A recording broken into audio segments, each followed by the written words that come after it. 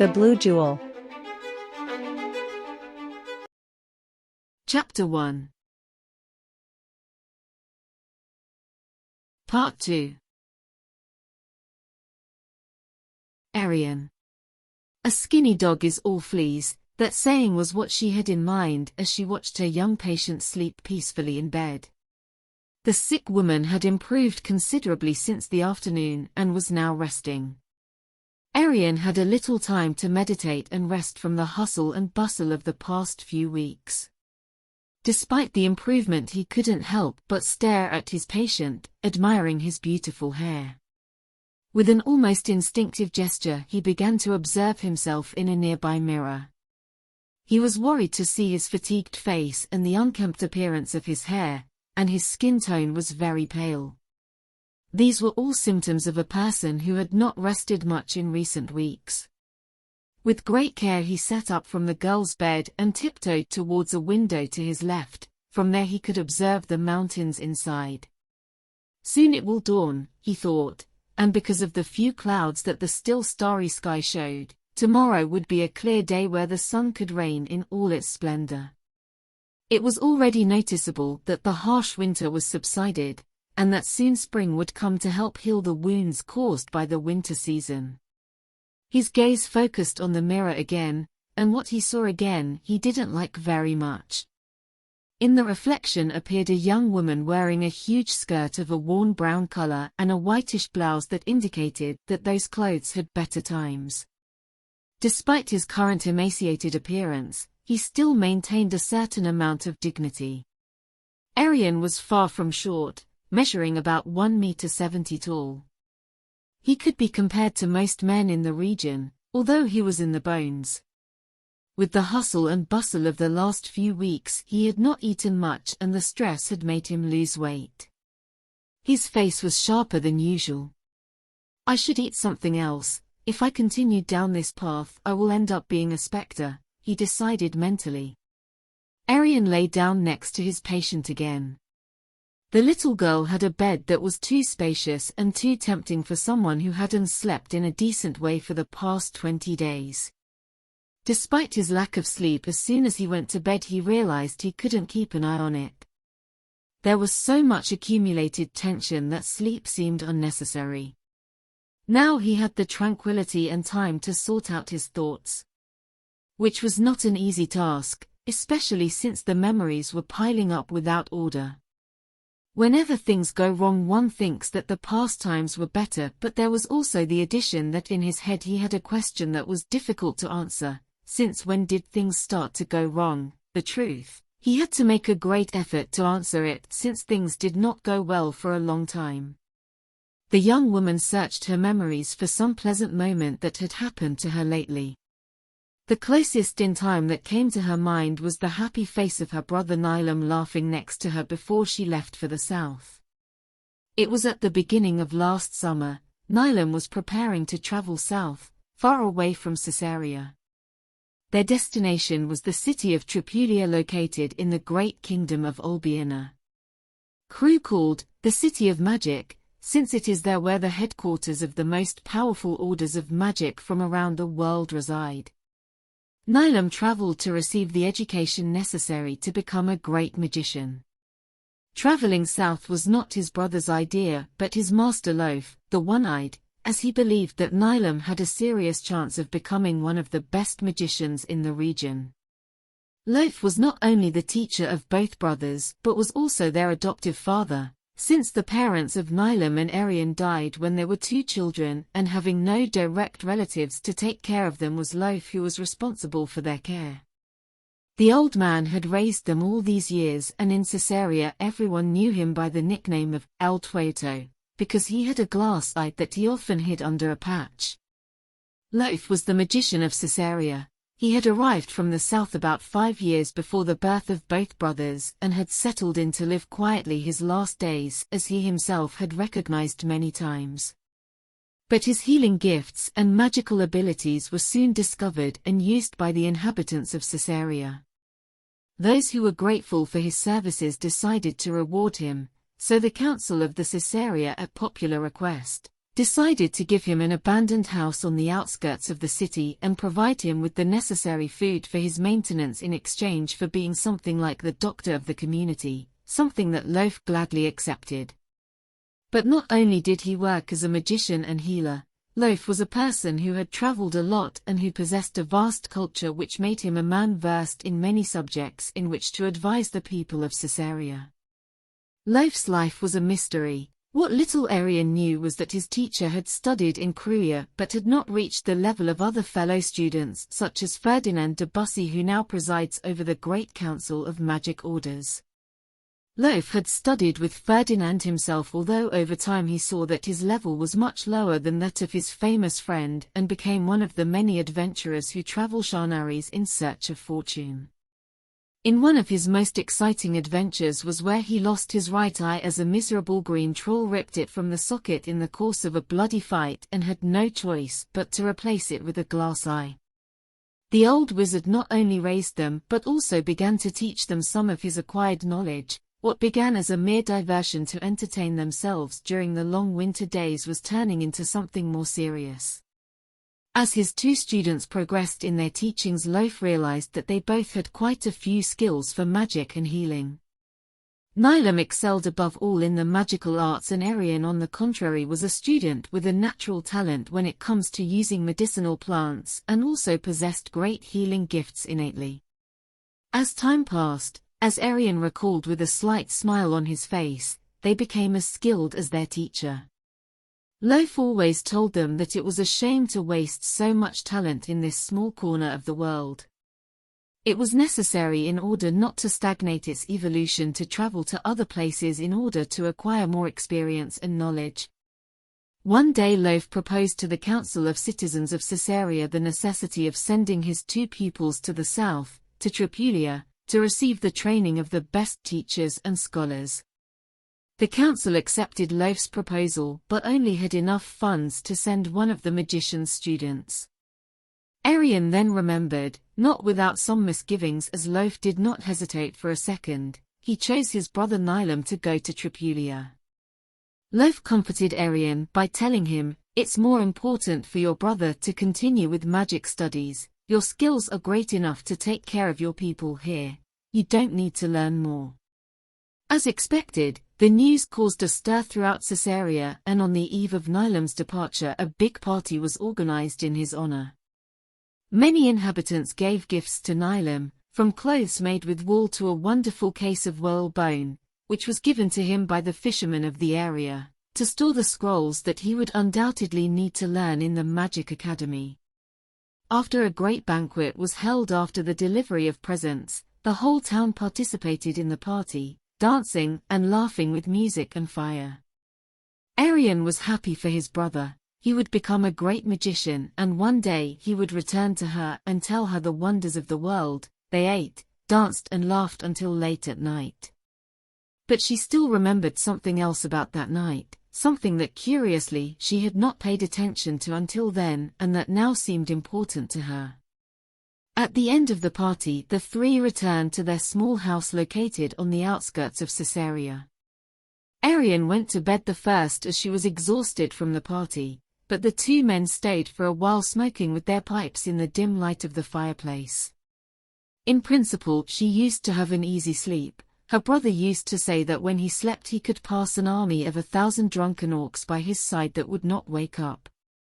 But that night he had surely been awakened by the party, with which his attention was directed towards the two smokers, since from his bed he could see and hear perfectly, both talking about the trip to Tripulia, and who Nilam should see in the city to enter one of the many orders of magic that were located there. "Do you have the letter that I have written and that you must deliver to Ferdinand?" "Yes, master," Nilam replied with a certain submissive air. "Well, when you arrive in Tripulia, ask for the Order of the Magi of Eternal Light. Ferdinand is the Grand Master of the Order. He is also the one who presides over the Great Council that directs the destinies of Tripulia. He is someone very influential in Tripulia. With this letter I have no doubt that you will enter an order of magic of the city. Ferdinand is a very good friend of mine." There was a pause. When LOEF spoke again, he did so with a sorrowful tone. But we have a problem. How much gold has the council given you? 100 gold coins and some jewelry. Miserly, damn fisherman, always so sullen. Listen to me, this other letter is for Bipedi El Gordo. You will find him in the Rio Divino. He is also a friend of mine, and when you read this letter you have no doubt that he will hire you and you will have a job with which to pay you the maintenance in Tripulia. But 100 gold coins are not enough. Asked Nilam incredulously. For the young man that amount was a fortune. That amount is the minimum you need to be accepted into one of the city's magic orders, but you need to eat and Bipedi owes me some favor. You will work hard but you will have food and a bed. LOEF looked around suspiciously and again paused and used a very stealthy tone as if he feared that someone would spy on him. I also have something that you should only use in case you are in a very serious emergency for your studies or your life. It is something that will get you out of a hurry, but remember it is something you should use as a last resort. From one of the pockets of LOEF's magician's robe appeared a small black leather bag, from which he took out a small fully spherical jewel of a blue color. The jewel emitted a beam of blue light that dazzled ARIAN. That light flooded the entire room and that LOEF only showed it for a second since he quickly put it back in the small leather bag from which he had taken it. Take this jewel, store it well and use it only in case of emergency. But master, this is worth more than the whole village. Where did you get it? Nilam spoke while his eyes could not separate from the bag where the jewel was kept. The old wizard smiled. He took a puff of his pipe before answering the question. Son, in my adventures the only thing I really got was this glass eye. LOEF couldn't suppress a wry smile as he said the above words. The jewel you have in your possession is not mine. I found it here in Caesarea, in the abandoned temple behind the mountain, where we sometimes go to look for medicinal plants. In those ruins was the jewel? Nilam asked as he fiddled with the velvet bag. Yes, Nilam, long ago those ruins were a great temple. An important place, kings, princes, merchants, magicians, but also poor and sick, disinherited. Everyone came here, it was a sacred place. Why did they come here? Nilam asked while keeping inside his robe the gift of his master. To recover the only thing that is important and that cannot be insured with money, health. That jewel is surely a donation from one of those powerful lords for his healing. Interesting. Just one more question, master. To whom was this temple dedicated? LOEF's face changed. His gesture now was one of fear. It was as if he was about to desecrate something sacred. The wizard kept silent and stealthily put out the fire in the fireplace, and also extinguished his pipe. Then he approached his disciple and spoke in such a low tone that the young woman found it difficult to hear what he was saying to Nilam. A god who revealed himself under the orders of the supreme god, his father, and was therefore condemned to oblivion and to wander among men for all eternity. Ilaban. LOEF paused, got up and looked towards where ARIAN was lying, to make sure the young woman was asleep. ARIAN pretended in a rather believable manner and LOEF continued by not detecting his protégé's deception. Listen to me, neither your sister nor anyone from Caesarea should be told that you have this jewel. It is a gift for you, forget this conversation and that you have the jewel and only use it when it is totally necessary. LOEF yawned and stretched out his arms, before speaking again. Come on, it's time to go to bed, tomorrow begins a very hard journey. Yes, master. Early the next morning LOEF and ARIAN said goodbye to Nilam, who set sail on one of the ships of the few merchants who were engaged in trade in the area. Only the two of them said goodbye to him. The rest of Caesarea was still sleeping, hungover from the big party the night before. Days passed and tranquility reigned in Caesarea. Soon, as one who does not want the thing, a year passed since Nilam had undertaken his journey to the south. ARIAN gradually assumed more prominence in the activities that LOEF usually exercised, since he also gradually began to absent himself from the population in a more habitual way. The excuses for his travels were increasingly vague and imprecise. His stays in Caesarea became very short, until one grey day, just as autumn began, the magician told ARIAN that he had to go south to attend to an old friend, but not to worry since he would return before the next change of moons. Since that day LOEF had not returned to the village and almost 6 changes of moons had passed since his last stay with her in Caesarea. Autumn passed and winter was spatially hard with a great storm of cold and snow that forced to moor the fishing boats throughout the winter. To make matters worse, the wolves made an appearance, killing many heads of cattle that the few ranchers who lived in Caesarea had. Although the worst was yet to come. The weather had hardly improved and the boats began to go fishing, when the plague appeared that since then ravages the inhabitants of the town. ARIAN devoted himself body and soul to the care of the sick. She felt totally helpless since when one of those affected by the strange disease barely improved, 2 or 3 more fell ill. Although it was not the most serious of this ailment. The patients who recovered, within a week, mysteriously suffered the same symptoms as before, but in a more virulent way. And this was the case I was taking care of tonight. The girl had fallen ill 2 days ago when she had barely recovered a week ago. Unfortunately, his mother had not resisted the relapse of the disease and died 5 days ago.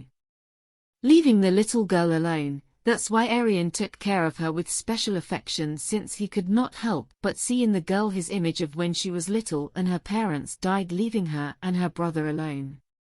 ARIAN was remembering the last year of his life while his patients slept peacefully thanks to the infusion of the leaves of the flower of the elves, which was the only remedy that the young woman had proven as a safe treatment against the disease, since although it did not cure it, it prevented the symptoms from occurring with all their virulence. "Ori, what do you think?" asked the girl. ARIAN, who was absorbed in her thoughts, had not noticed that the girl had been awake watching her for some time. "Oh, Liana." ARIAN was a little embarrassed, as she had completely neglected her patient. "I wasn't thinking about anything particular, I was just remembering my brother. Nilam, I liked the magic tricks he did when we celebrated a party. I remember how he took the coins out of your ears or made a pig covered with a cloth disappear from between his hands." The girl smiled and so did ARIAN. Both remembered those tricks that her brother always performed with tremendous ease and that were the sensation among the little ones. But that also surprised the adults who secretly observed the performance of the young wizard's apprentice. "Yes, but he went south to study to become a great magician. Someday Liana will return and the pigs will no longer disappear." "No?" The little girl showed a look of disappointment on her face. "No, he will come and make a huge dragon appear that will tickle you as you misbehave." The young woman began to tickle the girl who defended herself by also tickling her attacker. The assault between the two contenders seemed to end in draws, as both ended up stretched out in bed huffing from the effort of the battle. "ARIAN, you know I'm better, I don't have a fever." "Yes, but you didn't have it 2 days ago either and you got sick again, so keep a bed." "Like Mom?" "But she died, will I die too?" The death of Liana's mother had been a blow to everyone. "No, I will take care of you, I promise you." He gave the girl a kiss on the cheek to reassure her. When he got his patient back to sleep, knocks rang out at the door of the house. ARIAN woke up alarmed as it would surely be an emergency for some sick person whose situation had worsened at night. He looked out the window and realized that it was already dawn. ARIAN opened the door quickly at the insistence of the knocks. The young woman could not help but show a mixture of surprise and disappointment because she was not affected by the plague claiming her help, but it was Dioras, a member of the town council, the governing body of Caesarea. Dioras was not very old, barely 40 years old, but the hard life of the sea had turned his face and his beard made him look older. "Good morning, ARIAN, the council wants to see you urgently, join me." Diores was a man sparing in words and did not usually leave margin. When I told you something, it was best to do it. The young woman had a hard time reacting to Diores' request. He had many doubts about the reason for the council meeting, but there was only one way to find out, by accepting Diores' invitation. Yes, wait for me to take something to keep me warm and I will accompany you. He went to the kitchen of the house where his coat, made of bear skin, was. The garment was a gift from LOEF. The magician had bought it from nomads who lived in the interior, between the mountains and forests, and who in the summer came to Caesarea to sell skins, bone and smoked meat obtained during the year, in exchange for provisions such as salted or smoked fish. ARIAN closed the door carefully so as not to wake Liana and followed Diores as fast as he could through the alleys of the town. Most were paved but covered with mud as a result of the many rains that had fallen throughout the week, since today was the first sunny day of the whole new year. During the last months the weather had only rewarded them with rain, wind and snow. After 5 minutes they arrived at the main square where the seat of the council was. It was the largest building in Caesarea. Once it had been a watchtower, but it was abandoned long ago and having a large room, it was adopted by the inhabitants of the place as the seat of the council.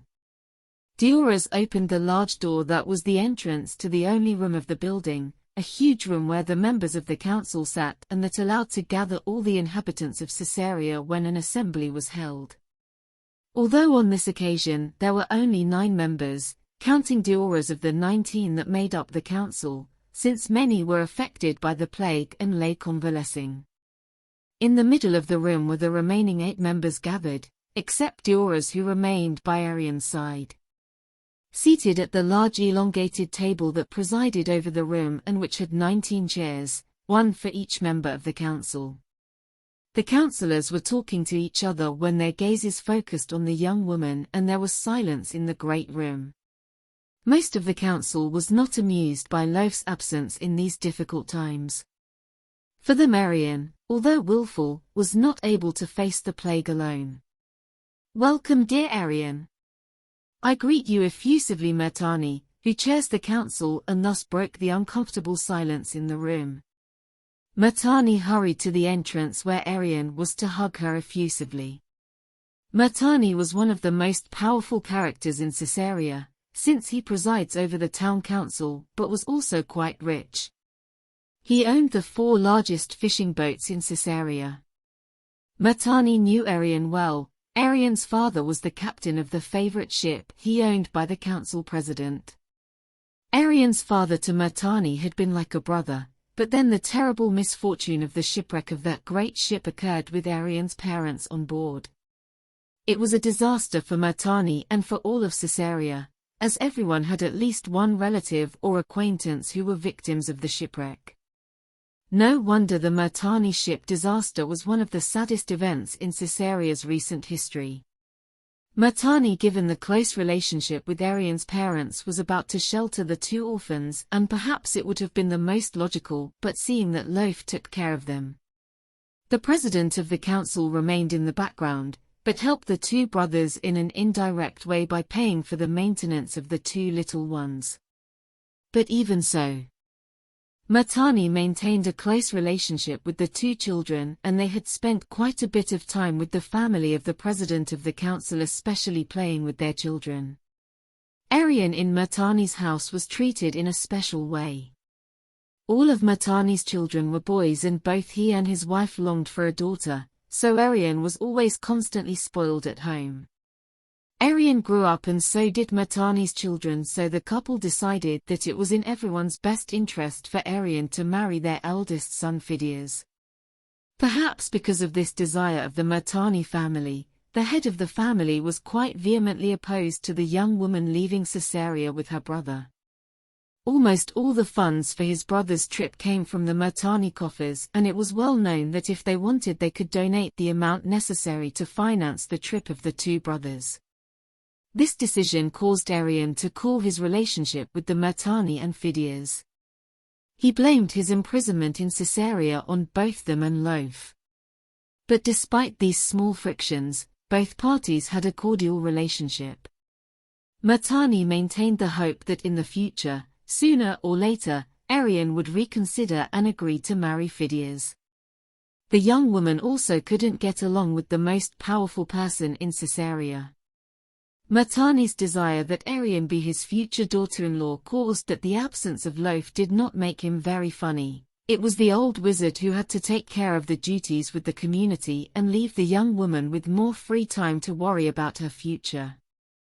Of course, both Matani and his son had already decided that after the wedding ARIAN would stop helping LOEF in his obligations and would only dedicate himself to his work in the house. And if LOEF did not take care of his duties towards the inhabitants of Caesarea, both Matani and his son would look for another who would take care of them.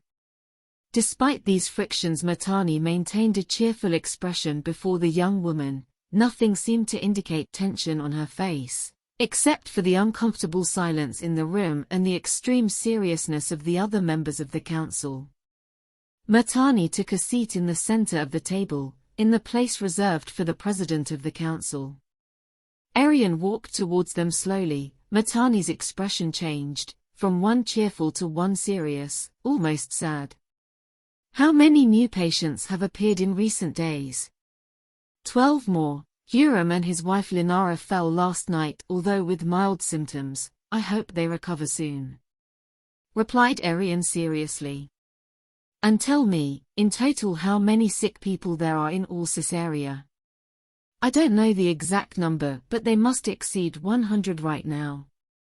Of these, only 2 people have died, the elderly Hyora and Leana's mother Sue. Matani and the council remained silent. It was evident that they knew more than enough about the number of deaths produced by the plague, but what they wanted was to know what ARIAN knew about the situation. The council president rose from his chair, then stroked his grey beard as he circled around the room thinking what he had to say. In silence he advanced until he ran into the thick granite wall. To avoid the shock he turned completely. He walked again until he reached the height of ARIAN. More than 100 out of a population of about 500 people. It was a worrying fact without a doubt. He turned on himself and looked at the young woman again, this time sticking his big blue eyes on her. Do you know what situation this is? ARIAN remained silent. The young woman wondered if Matani was also affected by the plague and that made her suffer from paranoia. Matani appeared to regain his composure before speaking back to the room. You are too young to know how plagues begin. At first there are only a few affected who recover quickly, but with the passage of time they are increasingly sick and with stronger symptoms until, as happened to Leana's mother, you die. The situation is serious, ARIAN, and we must do something. We all know the story of the plague of death that happened more than 30 years ago, but this is not the same. At the moment only Hyora and Sue have died. Both were women of very fragile health. I don't think they can be compared to what happened in the past. Think. We are not in a position to believe. We need help, and also you alone cannot against the plague that hangs over us. Matani showed some hatred towards ARIAN. Help. Whose? For ARIAN it was a totally new idea. They had never needed to seek help from abroad since she could remember. It doesn't matter who, someone.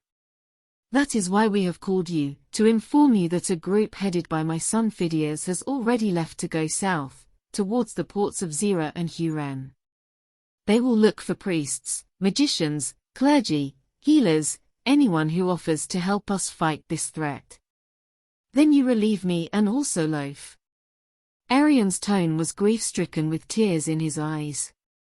No, my dear, you are very valid and we all know what you can, but alone you are not capable. Besides, do you plan to spend your whole life healing fishermen and farmers?